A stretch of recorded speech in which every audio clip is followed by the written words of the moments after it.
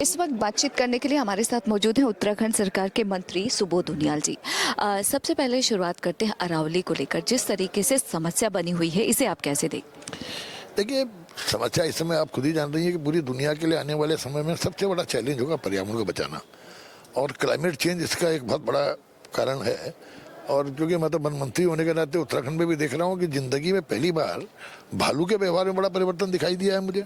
और भालू जिस तरह से मानव वन्यजीव संघर्ष बढ़ रहा है, और भालू कस्बों में जाकर के लगातार, हमारे यहाँ बहुत घटनाएं हो गई इस साल, शायद टोटल घटनाएं जोड़ी जाएं और इस साल ही घटना जोड़ी जाएं तो इस साल भालू के व्यवहार में बड़ा परिवर्तन आया। तो जब उसका मालूम हुआ तो ये भालू जैसे तमाम प्रजाति के लोग इस समय हाइबरनेशन में चल जाते थे और 3 महीने स्लीपिंग मोड में रहते थे। अब का हाइबरनेशन में ना जाना, और हाइबरनेशन में ना जाने के बाद खाने की खोज में बस कस्बों के नज़दीक जाना, इससे जिससे जो घटनाएं हो रही हैं, और इसका प्रथम दृष्टा जो परीक्षण लगता है कि ये जलवायु परिवर्तन है।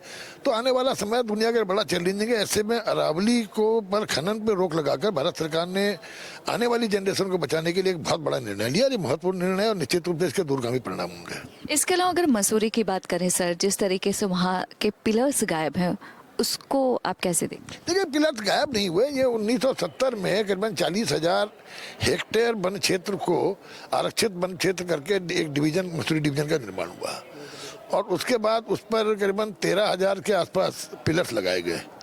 उसके जब 2023 में एक आदेश से मसूरी डीएफओ किया गया कि आप पिलर्स को आइडेंटिफाई करिए, तो ऐसे उस समय करीबन 7,000 के आसपास पिलर्स नहीं मिल पाए थे। जिसका कारण क्या था कि पहाड़ों में आप जानती है आपदा आती है, बरसात में ढक जाते हैं, बर्फबारी से ढक जाते हैं, तो नहीं मिल पाए थे। तो 2025 में पुनः अवशेष जो पिलर्स थे उनके ढूंढकर उनको डिजिटलाइज करने का आदेश आया। तो उसमें करीबन कुल 2600 पिलर्स अब बाकी हैं जो नहीं मिल पा रहे हैं। मुझे लगता है कि 13,000 में बाकी पिलर्स मिलने के बाद 2600 पिलर्स को भी हम बहुत जल्दी आइडेंटिफाई करके उन्हें जीआईएस सिस्टम से जोड़ देंगे। इसके अलावा एक और सवाल है, बांग्लादेश में अगर बात करें हिंदुओं की तो हालात बेहद खराब हैं।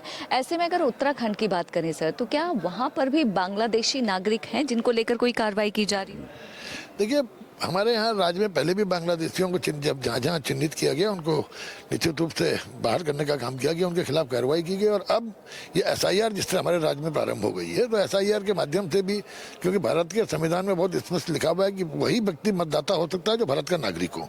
तो ये बांग्लादेश के लोग भारत के नागरिक नहीं है। आपको ध्यान होगा पहले एक समय चला था तो उस समय नेपाल के लोगों को भी वोटर लिस्ट से हटाया गया था, क्योंकि नेपाल का वो व्यक्ति जो भारत का नागरिक नहीं था वो यहाँ मतदान नहीं कर सकता था। तो अब इसी तरह से एसआईआर में चिन्हित किया जा रहा है, जो नहीं होंगे उनके निश्चित रूप से वोटर लिस्ट में से हटाने के साथ साथ उनके खिलाफ कार्रवाई भी की जाएगी। धन्यवाद हमसे बातचीत करने के लिए। दिल्ली से इंडिया पोस्ट न्यूज़ के लिए ममता चतुर्वेदी।